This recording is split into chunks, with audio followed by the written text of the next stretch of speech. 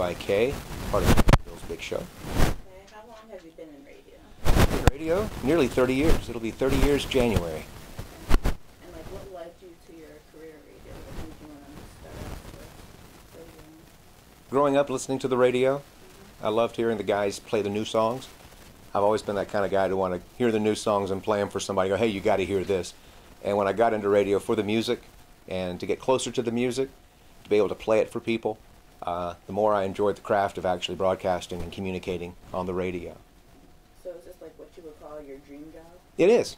It's something I did pretended to be when I was 10 years old. And everybody, when I got in radio, they said, we knew you were going to do that. So what is it like about this industry that you want to go into, like instead of like TV and movies and things like that? Radio, you still are able to use theater of the mind. You're still able to paint a picture with words, and your voice, and the inflection, and the imagination is so powerful. There is no video that can be as powerful as the imagination sometimes, and I like to think that in radio. And as much as we don't turn it into a theater where we do dramatic acting, every time we're talking, every time we're communicating, we are doing theater. We're putting images in your head. Some might not want to hear, but for the most part, it's our job just to keep you kind of daydreaming and kind of thinking. So use the imagination; it's powerful. Were you good in like writing? Cause like could you like create like creative stories if you like think about this about radio? Sometimes, yeah. Usually it's the storytelling, not necessarily fiction, but the things that happen in your life. You ever know people in your life that are able to tell a story and tell it so funny that you try to tell the story to somebody else and it just falls flat? Yeah. The guy who can tell the story like that would probably be great in radio. And then you learn the craft of doing it in a much smaller amount of time, because short attention spans are prevalent, of course. And so now the thing that we could do in 3 minutes, now we'll do it in a minute and a half. And still, that's the craft part of having to be better at what you do. Do you have like any like memorable like moments that stood out in your career so far? All of the interviews we've done with celebrities are great and they're fun.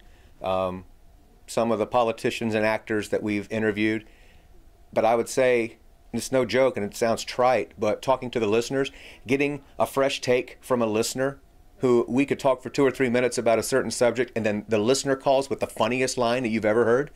Those are the ones that are the most memorable for me. Do you have like any like dream like interviews, like anyone that you really want to talk to? Once again, it goes back to really just want to communicate with your listener. So it's all about the listener. To me, it's if the person being interviewed brings a great story, it's like I've heard David Letterman say it. Don't just walk up onto a show and expect him to entertain you. Bring something. His best guests are the ones who bring a great story, not for Dave, not for us, but for the listener. So we've had the best interviews with some of the people you would never know. You don't remember their names, but they were great.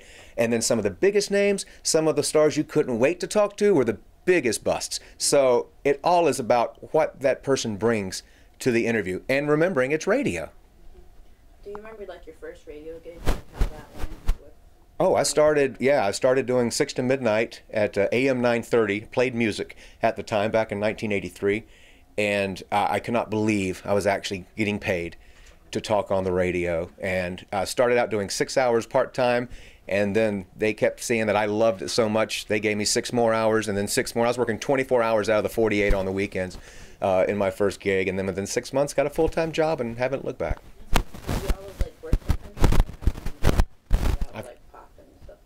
I have done just about. I started at the first station I worked at was a college station.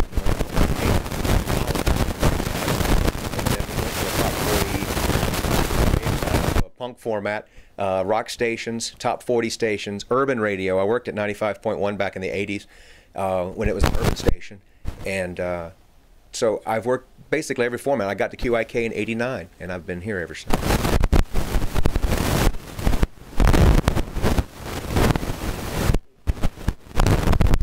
I think what makes QIK better or stand out is the fact that, first, its heritage. It is part of this community. And there are some stations, true, that are ingrained in each other's community. They've been around as long as QIK has. We're not the stars of the show. We're not the stars of the station. Not even the music. This is the listener station. And we really feel that with QIK. When I got to QIK in the country format, before I'd worked top 40 in urban, when I got to QIK, the listeners were calling me and welcoming me to their family. That is and that still stays the same way. QIK is a family. They are the station. We're just stewards of that radio station because this thing is going to be here long after we're gone. And we're just trying to do the best we can with the listener station, with this city's radio station.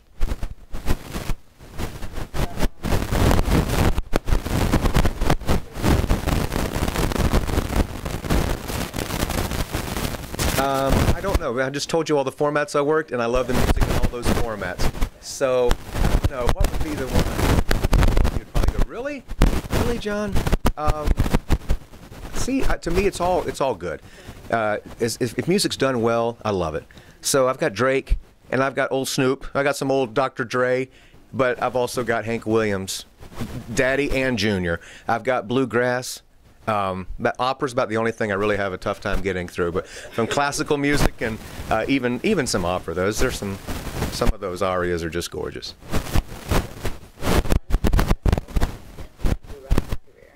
One thing that's like remained the same. I think the main thing, the one truth that has stayed constant in radio, is be sincere. And the old joke is, you know, sincerity is what it's like, and if you can fake that, you've got it made. But it is the truth. People's BS meter goes up.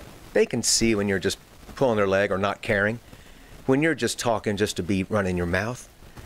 But the listeners know. You've got to communicate. I mean, talk about people vying for your attention nowadays. Between every social media, between every way that we can get music to you, we're fighting like crazy to connect with listeners. So I can't let my guard down. I can't let a break go by and halfway try. I've got to be 100%. It's been that way the whole time, but now the dogfight's a lot tougher, and we just really have to be on our game and be better at what we do. Final question. Do you have any advice for someone who wants to get into the industry? What I just said, just forget about it. Don't run. Accounting. Listen, I know it's boring now, but when you have your second vacation home, when you're 30. See? Oh, no, actually, I would say work hard. Keep your nose to the grindstone. No, listen, if that's your dream, if this is what you want to do, if you've thought about, I want to be that guy. I want to be that guy playing music for people. I want to be the guy turning people on to brand new stuff. I want to be the guy that interviews all the great people. I want to be the guy that tells you exactly what's happening, what's on my mind. If you're able to communicate with somebody, yes, this is always going to be here.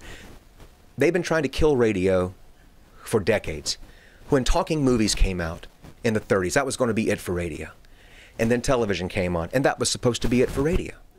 And then everything else started happening. And then drive-ins, oh, that's it, radio's done. And then MTV, and that was it, because video is going to kill the radio star. Nothing but videos. Nobody's going to listen to the radio anymore. That was 30-plus years ago. Let's see, the iPod, that was supposed to kill radio. Pandora was supposed to kill radio. Satellite was supposed to kill radio, and it's so funny. They come and they go. The Walkman, I remember that. The Walkman, that was really going to be it, 1981. People could walk around with tapes on their hip. Gone. It's amazing what's still around. So you don't think Radio. It's a dying industry, like people say? It's competitive. Okay. And it might not be exactly the way you tune on that dial at 99.1 and listen to QIK. We might be elsewhere.